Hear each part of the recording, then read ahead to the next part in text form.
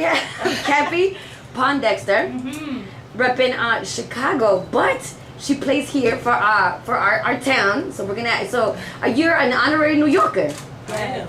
New York Liberty. Yes, New York Liberty. And you're a guard, correct? Yes, I am. So listen, this is really dope to me because I've never met anybody who played, for the WNBA. Me neither. And I think it's really dope. Like when you told me, I was like, wow, this is something that's really special because it's brand new to me.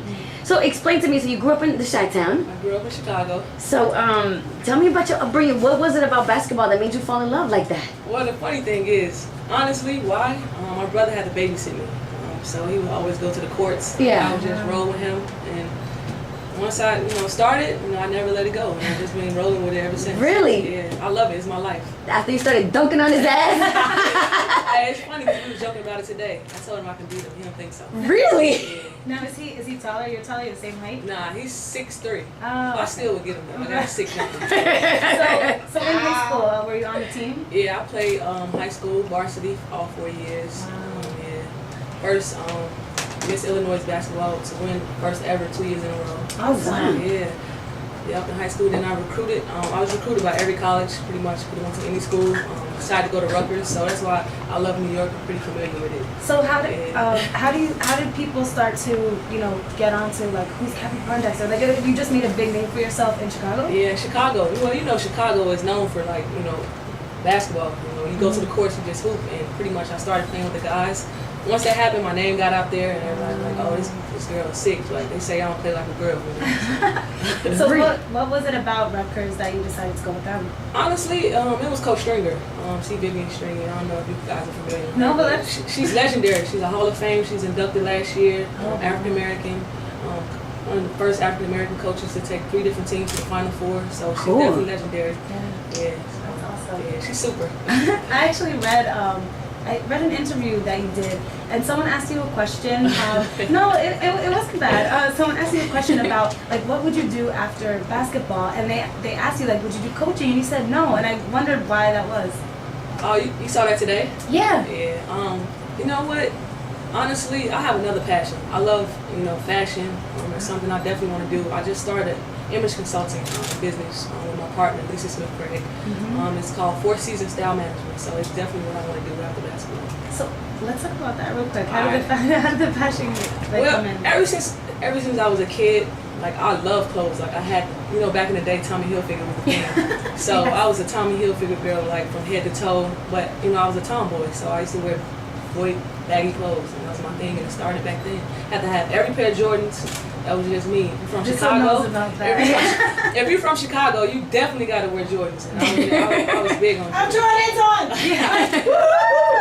I was big on it. So old fashioned. Yeah. You know what it is too, that I bet you it's so cliche that automatically everybody must think that you would want to coach, right? Yeah. That has to bother you. Be like, listen. Like I want to leave basketball alone and I'm finished with it. I love it. Like it's my heart, but I definitely don't have the patience. Coaching is a whole nother level, and I don't have the patience for it. You got to talk to kids, and I don't know if I want to do that. Like I don't want to be responsible for all that.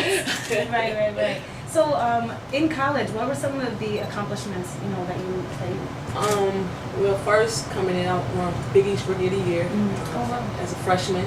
I was the first freshman to be on All Big East first team.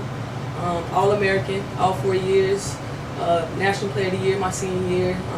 just racking them up? I won Junior World Olympic gold medals. So I've been playing USA basketball for a long time, since I was 16. So you played overseas? Yeah, I play overseas. So unfortunately, we have to go over there. You have to. Yeah. Why do you have to? I was gonna ask you about That's where the that. money is. Oh, okay. I got money, And I'm not mad at that. I gotta live right. Right. Yeah. So is there a difference in terms of over here and over there? Definitely. Basketball? Here, you play for 4 months in WNBA, and then you go over there for 7. So I was in Russia the last 2 years. So I've been in Russia. Going back for another 2 years. So Do you speak any Russian? a little bit. I have friends. We communicate, but I have a translator too. So she helps me wow. out. That's cool. Yeah, it's dope. It's dope. So have you playing overseas? You've only played for Russia? No, I played in Istanbul for 2 years. Okay. Yeah, that country is amazing. Really? Americanized. I mean, I was going out Thursday through Sunday. Wow. Nice clubs, R&B, everything. So they listen to American music out there? They're up on everything. So they love Jay-Z? Oh, they love. You know who they really love? 50 Cent. Wow. Yeah, 50 Cent, Soulja Boy. crank that like Wow. you see all these Turks in there doing the Soldier Boy crank that.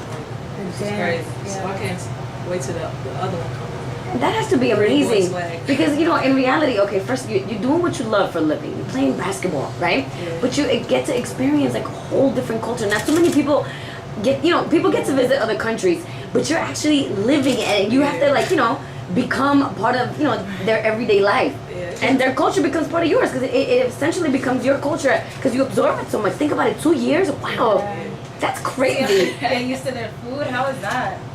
It's cool. Like I have a chef, so he's great. Like he just started or whatever. Like and he's big. So, yeah, it's dope. Though. And does your chef have to follow like a specific diet for you guys to make sure you guys don't get out of hand? You want to try, but I mean the portions. The thing about it over there, their portions are smaller. Like in America, you go to a Cheesecake Factory or something, they feeding you all this food. Yeah. It's different overseas. The portions are very small, so it's different. But the food is good though. I can't admit that. So what kind of food? Because I'm not familiar. They like beef stroganoff, like stuff like that. Like they sushi. They're big on sushi. Like Really? Big. Yes, big on sushi. Wow. Everywhere you go, hookah and sushi. Yeah. Everywhere. I dig it.